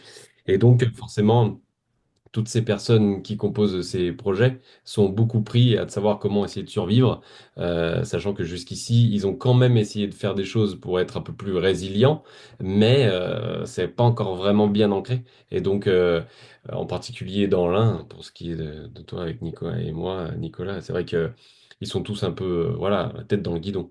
Mais donc voilà ce que je peux essayer de partager au niveau euh, des tiers-lieux dans l'ensemble. Hein. Et après, je peux vous dire aussi qu'au niveau du réseau euh, Aura, mais aussi dans d'autres régions, on essaye de travailler pour essayer de mettre en commun tous les financements qu'on a. Et en particulier, nous, en Aura, dans l'association, on n'a pas de salariés qui gèrent le réseau. Et donc, c'est de la contribution. Donc, on- il y a beaucoup de tiers-lieux où on dit bah, ceux qui agissent, eh ben, décident. Et du coup, et donc décident et sont payés pour ça. Et donc, ça fait partie une de nos forces dans ce réseau en Auvergne-Rhône-Alpes. Mais ce réseau, il est là pour aussi aider les tiers-lieux quand ils ont des difficultés. Donc, euh, donc voilà. Mais en tout cas, il y en a des tiers-lieux dans l'Ain. Alors, il y en a pas encore beaucoup, comme dans d'autres régions. Je sais pas, dans le sud ou dans le sud-ouest, il y en a beaucoup plus. Et donc forcément, il y a un peu plus peut-être de coopération et de soutien. Voilà, mais on va travailler, Nicolas, à faire en sorte que Oui, dans... on va y arriver. Voilà. Mais voilà, pour en revenir après à Dragon Dreaming, moi j'essaie de faire en sorte, voilà, comme je vous ai dit, d'entamer d'aider les gens dans leur projet en entamant par la roue du projet Dragon Dreaming, par la célébration, parce que souvent c'est un moment qu'on oublie dans les projets, on a la tête dans le guidon, on s'épuise et on oublie de célébrer ce qu'on a réussi à faire, ce qu'on n'a pas réussi à faire, documenter ça pour savoir où est-ce qu'on peut éviter d'avoir des embûches et d'avoir l'information, de se remettre à peu près tous à niveau de l'information. Et voilà. Super. Voilà, j'ai dit. À qui tu aimerais bien envoyer la parole? Moi, j'aimerais bien avoir des infos du côté de l'alimentation, de Thomas. Ah yes, Thomas. Ok, écoute, merci. Alors, c'est marrant parce que tu me lances la balle sur l'alimentation et en fait, j'allais te dire que, bon, à la fois, ça paraît le travail le plus ingrat, mais en fait, je crois que dans les écolieux, le facteur principal, c'est comment est-ce qu'on garde les liens interhumains dans la durée, quoi. C'est le vrai facteur, c'est celui-là, en fait, hein, il y a pas très loin de chez moi, il y a une espèce d'éco-hameau où il y a plein de familles où ils ont la quarantaine, ils ont leurs gamins, ils ont monté une école alternative. Et en fait, ils ont tous un petit mode de vie paysan, mais au final, ils vivent pas ensemble, ils vivent à côté les uns des autres, quoi. Ils ont essayé de monter un petit local pour vendre des légumes, et en fait, ben, il n'y a pas grand monde qui vient acheter ça, donc ça, l'énergie est en fait retombée. Ils ont des histoires de paysans entre eux, ils habitent juste à côté. Enfin, c'est et on et voilà. Et en fait, le vrai sujet, c'est comment on avance dans la durée. Et et en fait, quand aujourd'hui, ben, le mécanisme en France qui est du long terme, ça reste l'État, malheureusement. On est tous raccrochés à ça d'une manière ou d'une autre. Et, euh, et en fait, voilà, une partie de mon travail, c'est de, on a un petit peu l'idée de dire, on va créer autre chose en dehors. C'est l'idée, je pense, des tiers-lieux et des éco-hameaux. Et bien ça, je suis là-dedans depuis 12 ans peut-être maintenant. Et ça, en fait, ben, je crois qu'il faut plutôt essayer de comprendre comment fonctionne le modèle actuel, analyser les théories et voir comment on peut restructurer ça pour l'améliorer. Je sais pas si ça fait sens ce que je dis ou si c'est un petit peu Mais tu peux fouillis, mais je préciser sais pas trop. ta dernière phrase là. Étudier les méthodes actuelles, qu'est-ce que tu entends? Ben, voilà, ben, en fait, de manière très simple, j'ai fait notamment une vidéo sur le fonctionnement de notre système légal et une sur le fonctionnement de notre système économique. Ouais. Et, euh, et j'aimerais bien vous les partager s'il y a moyen de vous passer le lien après. Bah, dans le Et chat, en tout cas, ou par mail, peut-être, ouais. bon, allez, super, je vous ferai ça. Et, euh, et en fait, voilà, on vit avec plein de systèmes qui, voilà, on peut aussi parler du millefeuille administratif en France. Enfin, quelque part, je pourrais ressortir toutes les revendications agricoles qui sont sorties, Ouais. même si je suis dans aucun syndicat aujourd'hui, hein. Mais voilà, et comment on peut à la fois combiner un vivre ensemble en intégrant toutes ces problématiques-là qui sont des problématiques de la société, de la société entière, hein. Et peut-être bon, je vais pas non plus parler 3 heures, mais c'est vrai que donc là, je produis ma nourriture, je fais du maraîchage, je fais un peu d'élevage, donc j'ai quand même une petite expérience là-dedans, effectivement. Et en fait, ben, après 10 12 ans là-dedans, ben, on peut pas se sauver tout seul, en fait, hein. On est tous pris dans la société, quoi. Hmm, Voilà. c'est clair. Bah oui, merci beaucoup pour ce partage. Voilà, Merci j'espère à pas toi. avoir été trop. À qui est-ce que tu aimerais lancer la balle? Allez, ben Nadia encore. C'est reparti. Merci Thomas. Juste pour te dire que dans Digipad, le lien n'y est pas de ta vidéo de 33 minutes. Ça marche pas. Bon. Merci Nicolas et Emmanuel. Du coup, moi, ça me fait re-rêver ce que tu as partagé toutes les étapes, parce que moi, je l'ai vécu 2 fois avec toi et une fois avec Alexandre lors du camp d'été. Et c'est vrai que ça avait fonctionné, hein, lors du camp d'été. On avait vécu les étapes tous les matins et on s'est mis vraiment au travail pour accueillir du monde le samedi pour retransmettre ce qu'on avait vu et nos projets aussi. Et en fait, on a œuvré tout jusqu'au jeudi dans entre nous de façon collective et après on s'est mis vraiment au travail avec toutes nos actions et on a réussi à faire beaucoup de choses et c'était impressionnant en fait. Et le vivre, c'est vraiment donner de l'énergie pour y croire Hmm, et célébrer ensuite parce qu'après on revoit ce qu'on a fait, ce qu'on n'a pas fait et en fait on avait fait beaucoup de choses et on n'aurait pas cru. ouais. Donc, des fois, il faut savoir y aller piano pour mieux œuvrer ensemble et chacun avoir un rôle et savoir ce qu'il doit faire. Et moi, si je suis venue là, parce que je connais un peu la méthode, mais c'était pour savoir aussi quand vous accompagnez les collectifs, ben, le coût et quelle forme ça prend en fait, Ah sur oui. quelle durée, les allers-retours, je sais pas. Bonne- Et voilà, ça, je pense ne jamais l'avoir entendu. Oui. C'est un peu pour ça que je viens. Ah oui. Bah, je veux bien en dire un mot justement pendant que tu poses la question. C'est vrai que j'ai pas parlé. Moi, j'ai. Alors, peut-être que chaque facilitateur a un peu son modèle, hein, mais je vous parle du mien en tout cas. Moi, ce que j'aime bien proposer, c'est la participation libre et consciente. C'est-à-dire que j'anime pendant les 2 jours et à la fin des 2 jours, comme pour les formations en fait, je remets une enveloppe à chacun et chacun met le montant qu'il veut ou qu'il peut. Ça peut être de l'argent, ça peut être des monnaies locales, ça peut être aussi des propositions de services. Euh, et en général, je donne un prix indicatif par rapport aux expériences d'avant. Les gens, en moyenne, ils donnent. Parce qu'en fait, il y a des gens, ils sont perdus, ils n'ont aucune idée de est-ce qu'il faut donner 20 euros ou 2000 euros ou 200 euros. Donc, je donne un ordre de grandeur. Voilà. Comme ça, les gens, ils peuvent. C'est vraiment purement indicatif. Et chacun donne ce qu'il veut. Et y compris l'écolieu, ça lui coûte rien, en fait. Et le tiers-lieu, ça lui coûte rien. Parce que c'est chaque participant qui va mettre à contribution.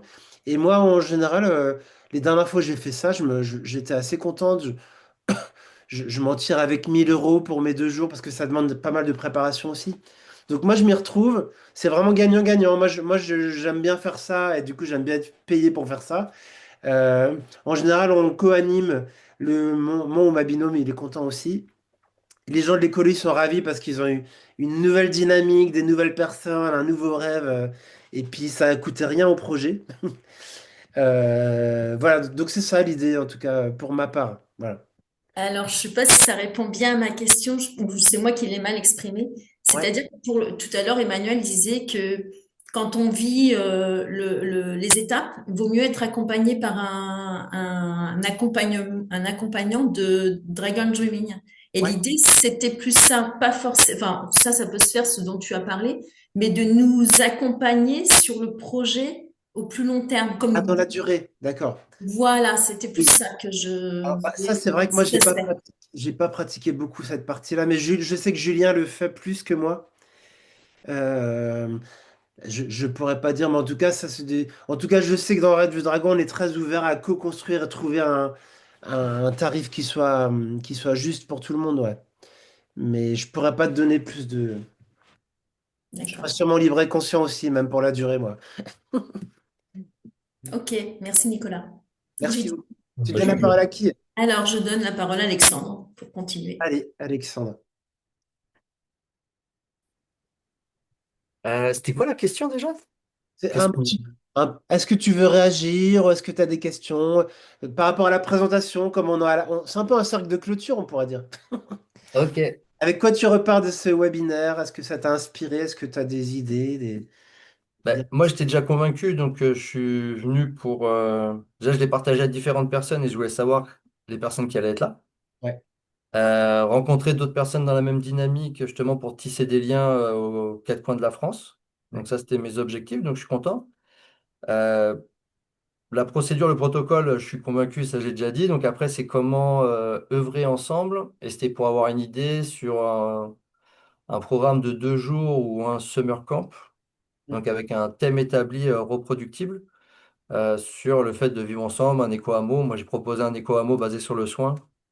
Donc, comment on pourrait coworker ensemble et justement, genre sur un summer camp, il y a aussi différents thérapeutes qui pourraient amener, parce que voilà, faire un rêve de dragon sur une semaine ou 10 jours, sur 2 jours, on peut le faire, mais rajouter des ateliers, soit d'exercices de respiration, de la danse, différents trucs comme ça, et on pourrait faire un truc sympa où on s'éclate et on avance.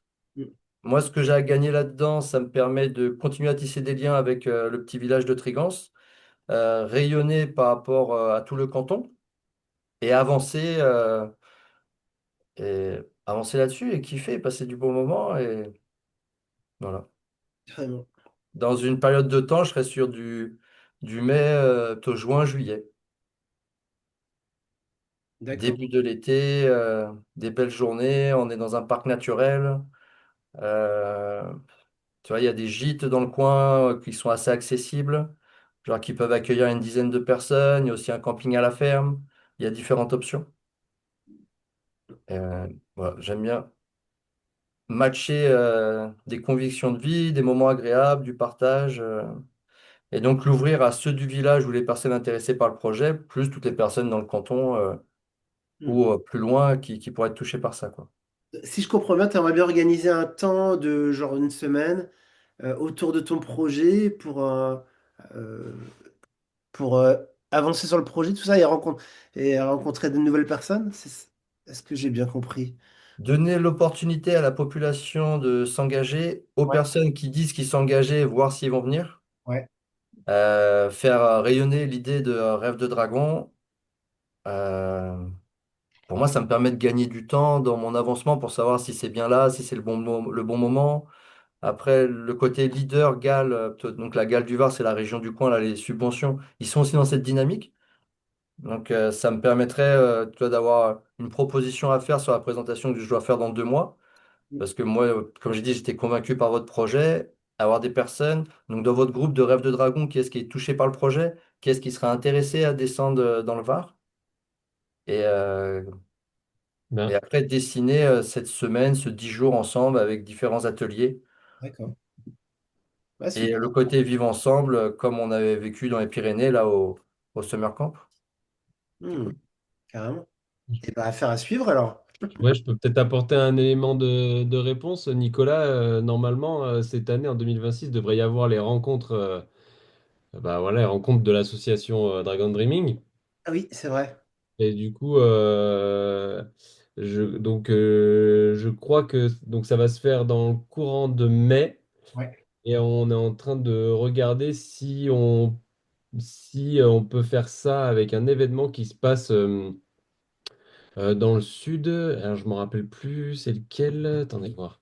C'est pas en région parisienne l'événement. Euh, De quoi? c'est pas en région parisienne l'événement en question. C'est les rencontres d'entraide interréseau. Rire, RIRE, ouais.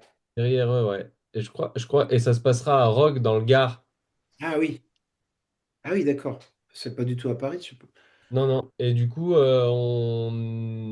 bah voilà. Enfin, du coup, il y a une petite sous-équipe de Dragon Dreaming qui est ressortie, voilà, pour essayer d'organiser ça. Et donc, on essaie de voir si on peut le faire en même temps que ces rencontres-là.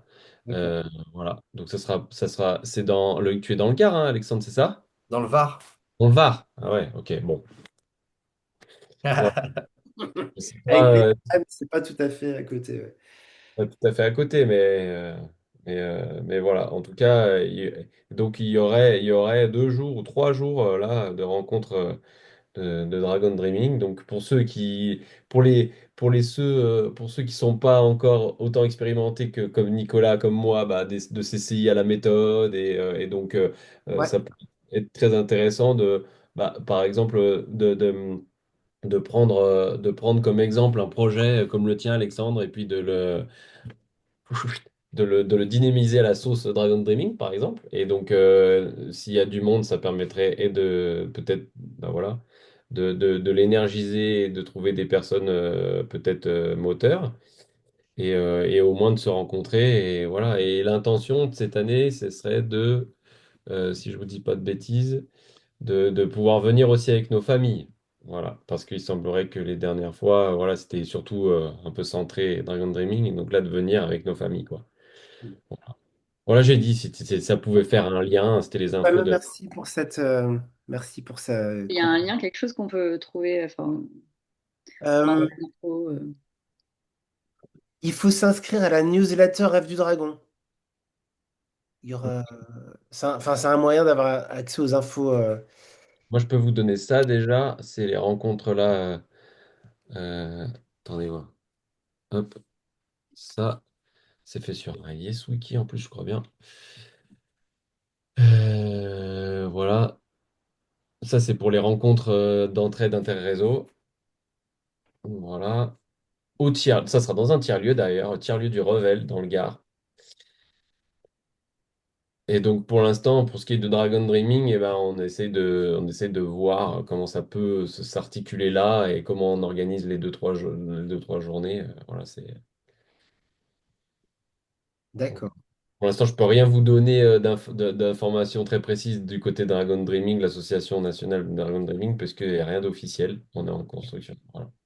Yes. Parfait. Merci pour ce complément.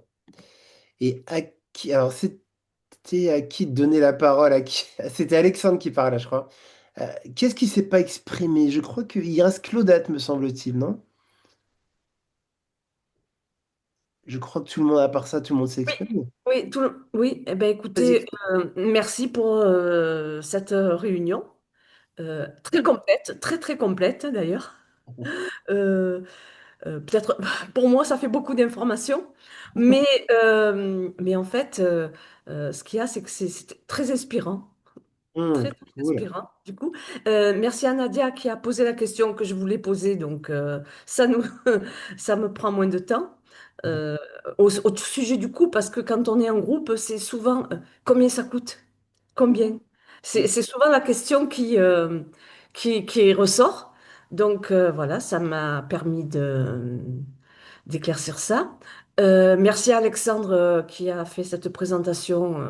Je vais prendre contact avec lui. Et beaucoup d'inspiration parce que mais je suis en lien avec des thérapeutes, avec des personnes qui prennent soin justement. Et c'est intéressant. Et puis pour vous contacter, donc je crois que je suis inscrite à la newsletter. Ok. Donc j'aurai des infos, des informations. Ben, c'est tout ce que je peux dire, hein. Ouais, voilà. Hmm. Merci à tous. Et puis, voilà, peut-être renouveler je sais pas si vous avez ce projet-là. Oui, oui, oui. Bah, Voilà. c'est pas la première fois qu'on le fait, mais moi, Oui, je vais oui. faire une fois par an un webinaire thématique D'accord. écolieu-thérapie. Une fois par an. D'accord. Bah Oui, ouais, pour l'instant, à ce rythme-là. Moi, ça m'inspire beaucoup aussi. oui. J'adore Mhm. d'écouter les porteurs de projets, de voir que je suis pas le seul à rêver de ça sur mon territoire. Oui, C'est du oui, bien, hein. Euh, oui. Très, très on n'est pas inspirant. seul. Merci beaucoup. Merci Claudette. Merci. Bah voilà, bah je crois que je vais pas faire plus long. Il est 18. On s'excuse pour un peu le retard, mais je crois que tout le monde s'est exprimé. Mais en tout cas, un immense merci pour avoir participé, vos questions, vos réactions. Et puis, n'hésitez pas à nous écrire par mail, hein, au mail Mhm.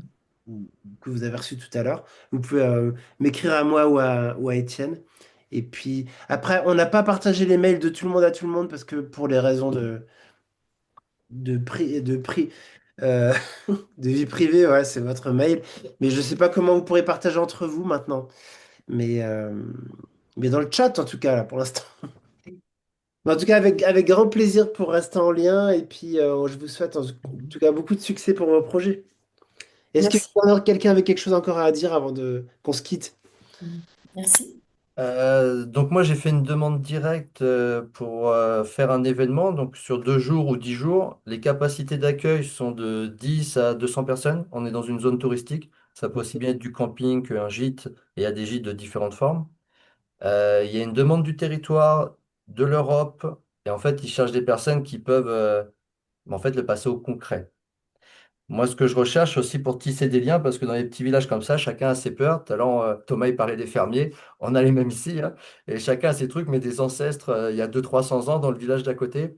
Et c'est pour faire tomber tout ça, parce qu'il y a une demande aussi de la population de retisser ces liens, d'avoir des engagements qui tiennent. Et voilà. Donc là, il y a une demande directe sur les prochains mois. Hmm, De mai à juillet, c'est bien.